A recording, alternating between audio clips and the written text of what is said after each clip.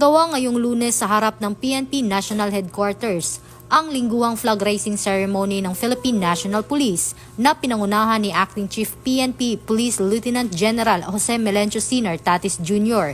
kasama ang command group, directorial staff at iba pang senior officers bilang pagpapakita ng pagkakaisa at disiplina. Sa kanyang mensahe, pinasalamatan ni PNP Chief Nartatis Jr. ang mga tauhan na na-deploy sa 3 araw na rally sa Metro Manila. Kinilala ang kanilang dedikasyon at profesionalismo at pinaalalahanan ang lahat na patuloy na ipakita ang pasensya, pagtitiis at pagbabantay habang ginagampanan ang tungkulin. Ang seremonya ay nagpapatibay sa pangako ng PNP sa tapat na serbisyo, disiplina at proteksyon sa mamamayang Pilipino, kasabay sa pagpapaigting ng integridad, profesionalismo at respeto sa karapatang pantao sa bawat operasyon.